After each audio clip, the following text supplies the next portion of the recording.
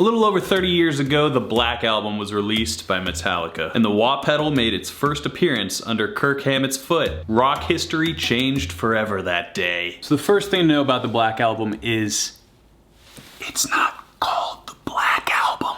It's called Metallica. The cover art's just blacked out and people started calling it the Black Album. So if you didn't know that little tidbit and you're alone right now and have managed all your life up to this point to avoid having to actually name every Metallica album by order of release for some intergalactic contest wherein if you fail to name all the albums correctly, the world will explode. Congratulations on not completely destroying humanity. And the reason I'm making this video is because the Black Album is actually my favorite Metallica album, and Guitar World just put out this great article interviewing James and Kirk about the 30-year anniversary of the Black Album. And there were a lot of interesting little nuggets in this article that I didn't know, and I thought you would be interested to learn. So the article begins outlining the time of the Black Album's release, August 12th, 1991, and it goes on to list the accolades of Metallica's success, including topping the charts in 10 countries and how the run they were on was akin to Michael Jackson or Madonna, which is true.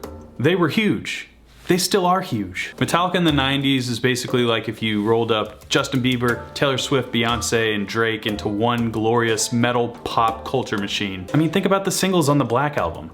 Enter Sandman, Sad But True, Nothing Else Matters, The Unforgiven, Wherever I May Roam. Dude, those are some heavy hitters, and I mean, you could argue that at least 3 of those songs were like the greatest rock metal song of all time. And the crazy thing is, none of those songs are actually the best song on the Black Album. Real Metallica fans know the hidden gem that is The God That Failed.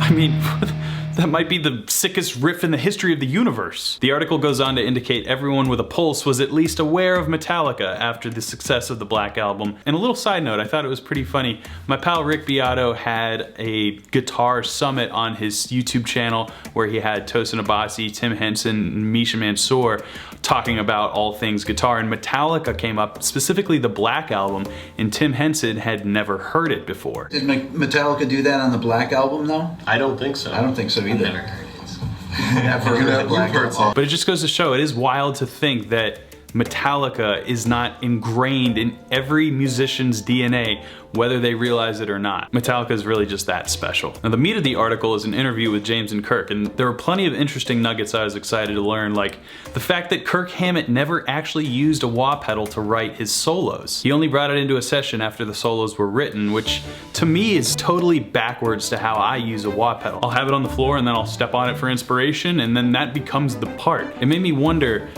what would one of Kirk's totally wah'd out guitar solos from the Black Album sound like without wah? I can't even imagine that.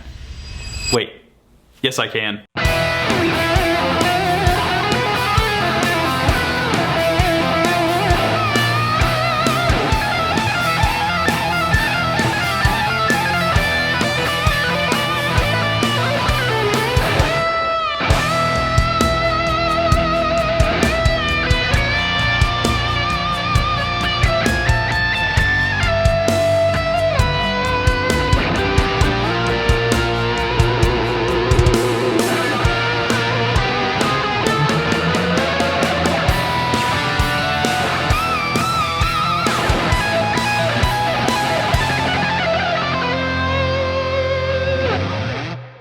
Wow, that kind of sounded like a Marty Friedman solo or something.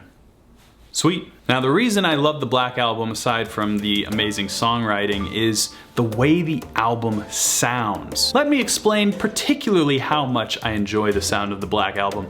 Anytime I have a new stereo speaker setup where I have like new studio monitors or car speakers or a home entertainment, any sort of speaker situation where I'd like to test the system, I put on Sad But True. Legend has it there were 8 layers of different guitar and amp combinations to create that absolute unit of a guitar tone. One side, so open that one. Oh my goodness. Oh, Jesus. Wow. Hetfield talks about the difficulty breaking the mold of what had become customary guitar sounds in the metal world. He indicated that the nuance in the middle ground between clean and heavy was ripe for the picking, and the different guitars mentioned lead me to believe that those different combinations of instruments could have been the key to that monstrous guitar sound of James' rhythm guitars. The closest I've gotten to this tone is when I did just that, layered 8 different guitars and guitar amp combinations. Luckily for you, I recorded it when my friend Alex the Drum Lord came and visited a few winters back.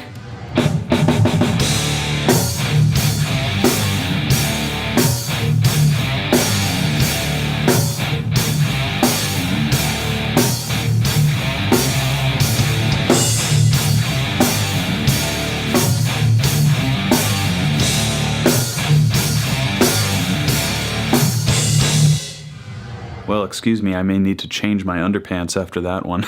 I'm a weird guy. One last thing about the article I'll highlight is when James and Kirk were asked what their favorite songs from the Black Album were.